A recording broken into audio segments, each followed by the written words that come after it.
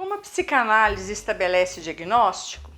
Bem, a noção de diagnóstico é de suma importância na psicanálise para a prática clínica. Mas a psicanálise não estabelece diagnóstico seguindo os manuais de psicopatologias médicos baseados nos sintomas. A psicanálise utiliza do que ela chama de estruturas clínicas diagnósticas. É que a psicanálise se fundamenta em elementos estáveis das perspectivas estruturais do sujeito, com base no seu funcionamento inconsciente. Nesse vídeo eu vou tratar sobre isso. Eu sou Eliana Olímpio, psicóloga e psicanalista, e ajudo psicoterapeutas a perceberem as diversas potencialidades do trabalho terapêutico e serem valorizados por isso. Se você é da área psi, me siga. Sempre posto conteúdo sobre os 20 anos da minha experiência profissional e tenho muito a compartilhar com você. Bem, percebe-se que o diagnóstico, segundo a clínica médica, se baseia essencialmente nos sinais e sintomas para a classificação das patologias. A psicanálise, porém, ela se fundamenta na questão do inconsciente e ela possui uma forma sui generis para a condução do tratamento, ou seja, ela utiliza que se denomina como diagnóstico estrutural, que é feito exclusivamente através da escuta do analista. A psicanálise, ela sabe que o inconsciente é imponderável, imprevisível e só existe na relação transferencial cliente-analista. Então o analista somente entra em contato com o inconsciente através das palavras proferidas pelo cliente. Mas o que o psicanalista escuta para fazer o diagnóstico estrutural? O diagnóstico para a psicanálise só se pode fazer a partir da leitura que se tem sobre o Édipo, ou seja, pela castração, e que corresponde às 3 estruturas clínicas psicanalíticas: a psicose, a neurose e a perversão. Antes de discorrer sobre elas separadamente, eu vou abordar genericamente o que seria a castração em psicanálise. Castrar, a grosso modo, seria introduzir a lei da cultura no psiquismo da criança. Pensemos que no início a criança é pura pulsão, pura libido. Ela deseja tudo de forma imediata, intensa, bruta. Mas para que ela civilize, para que ela entre na civilização, que ela seja civilizada, é preciso que ela seja impedida de satisfazer suas pulsões de modo selvagem. A cultura, através dos grandes outros, no caso a mãe, o pai, os parentes, os professores, os amigos, eles vão diminuir essa grosseria das pulsões, adaptando a criança ao mundo civilizado. Então, através das sucessivas frustrações, dos sucessivos nãos que a criança recebe, ela torna-se sujeito desejante. Ela se torna um sujeito faltante. É aí, pela falta, pelo recalque, pelas pulsões, que se estabelece a castração e, consequentemente, se estabelece a estrutura do sujeito. Mas a castração não é exercida com a mesma intensidade e da mesma forma para todas as pessoas.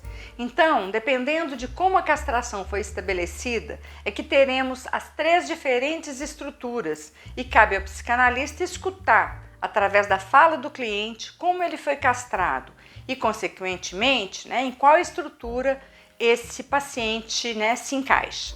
Por exemplo, se a castração foi exercida de modo frágil, sem estabelecer normas e limites adequados, é quando nós teremos a perversão, que é um modo de funcionamento em que o sujeito sabe que existe a lei, mas ele não pretende cumpri-la, e às vezes nem lhe é exigido que ele cumpra. Então ele denega a lei e faz o que lhe convém. Ele burla as proibições, ele ultrapassa o sinal vermelho, óbvio, desde que ninguém esteja lá para multá-lo. Ele é normalmente uma pessoa interesseira, O seu desejo é o que impera e ele usa o outro para satisfazer as suas vontades. Nessa lista encontram-se os sujeitos narcisistas, os psicopatas, os psicopatas sociais e outros sujeitos. Então são pessoas em que essa castração foi frágil e que eles sabem que de alguma forma há uma diferença, há uma lei, mas ele vai fazer de tudo para não se haver com isso, para burlar essa lei e para, digamos assim, sair de fininho. Por outro lado, quando a castração é excessivamente exercida, com uma repressão exagerada, O que se percebe é a constituição da psicose, de forma que o sujeito alucina, delira e diz que ele forcluiu a castração. É o caso do presidente Schreiber, analisado por Freud através da publicação de sua autobiografia, em que a severidade do pai do Schreiber o levou a desenvolver a psicose, com alucinações e delírios. Então, o analista ele deve estar atento para a manifestação desses fenômenos. Já a neurose se dá quando a pulsão é impedida de funcionar como ela surge, de modo que ela é recalcada e pode voltar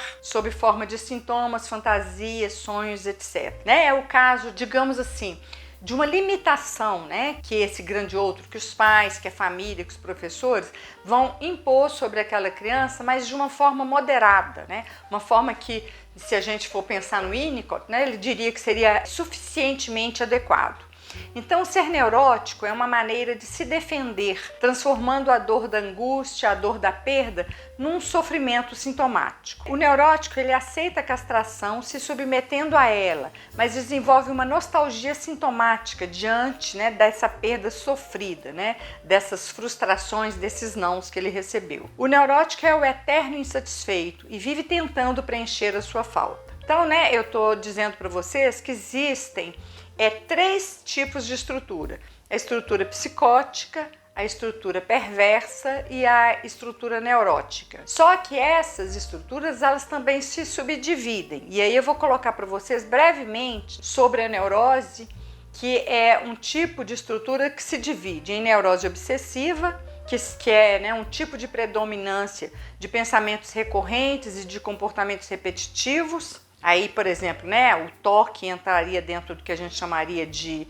neurose obsessiva. Temos ainda a neurose fóbica, que envolve os medos excessivos e irracionais. Então, nós diríamos, para dar uma classificação geral, que o hipocondríaco, por exemplo, ele entraria dentro do que a gente chamaria de neurose fóbica. Temos ainda a neurose histérica, que envolve sintomas somáticos como dores físicas, dores que a pessoa sente no corpo, mas que se fizer algum exame, ela não vai ter nenhuma causa orgânica identificável ali para aquela dor. E nós poderíamos detalhar os 3 tipos de estruturas e os tipos de neurose num outro vídeo.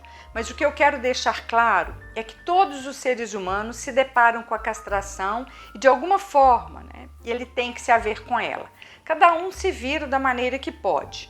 Nenhum de nós, porém, é de todo normal. Por isso, da máxima, de perto ninguém é normal. E uma vez que o psicanalista estabelece o diagnóstico estrutural do sujeito através da escuta, ele trabalha para dirigir o tratamento segundo aquela estrutura. Bem, se esse conteúdo te ajudou, curta, compartilhe e facilite a circulação desse vídeo. Até a próxima. Obrigada!